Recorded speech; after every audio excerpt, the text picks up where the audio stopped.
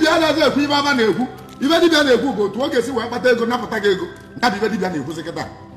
agbalị gị amaka dibịa aka arụ amaka dibịa bụ nnekwu mmadụ amaka dibịa bụ nkanwa bụrụ onye na-afọ ndị mmụọ o nwere oge mmadụ ga-esi wee gbakọtara gị afa na ya agbalụ gị ọgwụ maka isi na-agbata gị n'afa na ya agbalụ gị ibobo iji na ọgwụ agwala agwa wee solve your problem na o nwere repercussion great one at that great repercussion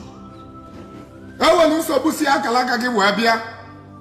ka onye kata na ọ ya ewe ego ime ka ọ katara nsogbu ya esi ya mgbe ị na-ebe ebele ọgala kpa egwu ekpele ogologo ndụ maka na ewere ike chi ga-asị oke mgbaga enyi ọganya mana ọgala na-enyere gị kwuo na moto ihe eji izizi na ọnya ya egbu gị ma mgbe na ị na-eliju abụ obele obele na ọka akafala gị mma na-eliju abụ obele obele na ọka akala gị mma. There are so many physical things that we do and we blame it later and ejebe na be dibia ka aje lụọ ọlụ ka solve what problem ahụ o nwere problem anyị ji aga iwe create ya lụọ nwaanyị o nwere ndị na-miss the opportunity of becoming who they are destined to become. O nwere ndị egwulu na ba ga-agba moto in their year of 25 years mana mgbe na olu na 25 years ego na ihe eji wee gba moto abatago maka na ọ bụrụ eje bute moto moto ema pia na iru gị na ego ka a ga-enye gị wee were ego aja ego moto mana mgbe na ego onu batara kedu ebe iji wee mee. What did you do with the money? Opportunity. When you miss some certain opportunity, you will never become somebody again in your life. And so many people are reluctant. Let abachova musu na ataba ma gị bụ amusu na atọ onwe gị.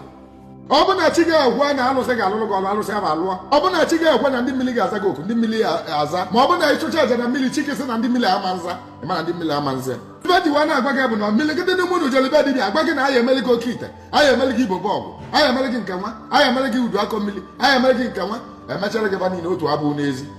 sensị ya bụ ka debe ịfụ ọrịba na-aga na ndụ gị ọ bụ nnụ bụ ndị a na-kastiketi omenala. Kedu onye bụ chi gị nwa dibịa gbalị gị aba otu ọ ga-esi wee kpata ego n'aka gị ọ gbaralụ gị aba otu ihe esi wee mee ka ọ dịrị gị mma na ibe ọ gbalị gị aba bụ aba ego ọ ya akpata n'aka gị.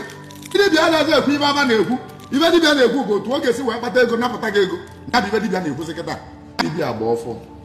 agbalị gị amaka dibịa aka arụ amaka dibịa bụ nnekwu mmadụ amaka dibịa bụ nkanwa bụrụ onye na-afọ ndị mmụọ o nwere oge mmadụ ga-esi wee gbakọtara gị afa na ya agbalụ gị ọgwụ maka isi na-agbata gị n'afa na ya agbalụ gị ibobo